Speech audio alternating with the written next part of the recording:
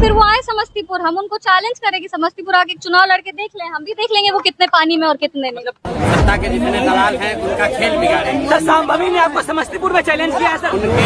उनके दल को, उनके पिताजी के दल को, उनके पिताजी के नेताओं के दल को सबको चुनौती दे रहे हैं। 243 में लड़ रहे हैं, खाली समस्तीपुर में थोड़ी लड़ेंगे। कैसे देखते हैं उनको? देखिए, पहले तो हमको नहीं लगता कि वो इतने इम्पोर्टेंट हैं कि हम लोग उनके बारे में बात करें, सबसे पहले। दूसरी चीज है कि वो कहते हैं कि बहुत बड़े बड़े भले ही वो नेताओं के साथ काम किए हों, पर उनकी सोच बहुत छोटी है।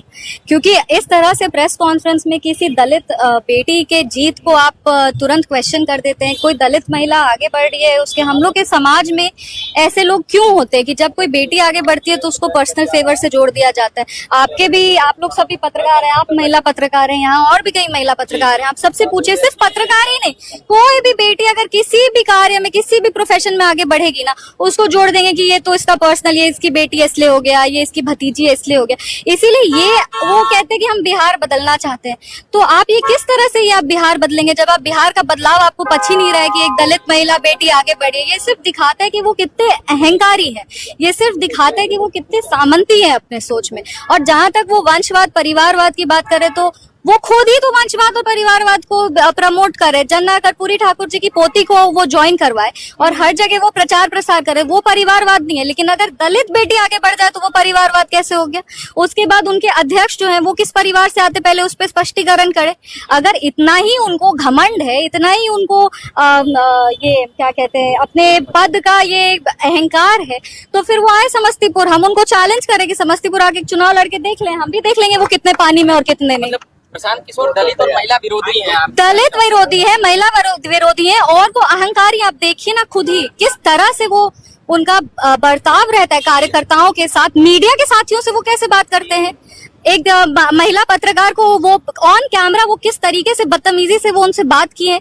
इसके अलावा जो रैली वो किए, वो हम क्या जवाब देंगे? बिहार की जनता उनको जवाब दे चुकी है। उनका रैली फ्लॉप हो गया, उपचुनाव उनका फ्लॉप हो गया, सब चीज बार बार फ्लॉप हो रहा है। वो सिर्फ और सिर्फ फिर भी वो कह रहे हैं 2/3 सीटें हम बिहार में जीतेंगे, उससे कम में हम जीत अपना नहीं मानेंगे। ये देखिए, हमको लगता है वो बहुत हिपोक्रिटिकल हो गए। जैसे आप देखिए, आप वो एक टाइम पे आप हम पे तंज कसते हैं और दूसरे सेंटेंस में आप राष्ट्रीय अध्यक्ष जी का तारीफ करते हैं, तो आप दो नाव पे कैसे सवार हो सकते हैं?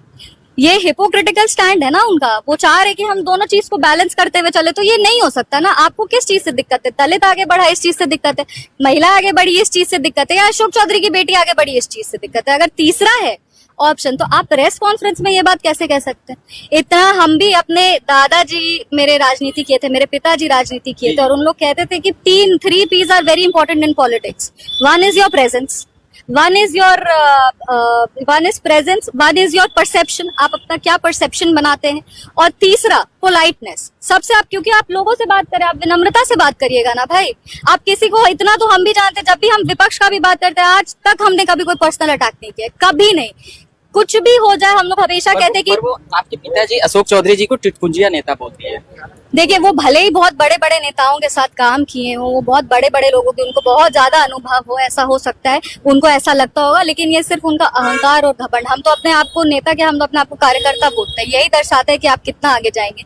वो जिन नेताओं के साथ वो घूम रहे हैं, वो नेता कौन है और वो खुद क्या है? जिस दिन सदन में आएंगे उस दिन बोलेंगे मेरे पिताजी को, जब बोलना होगा तो सदन में बोलेंगे।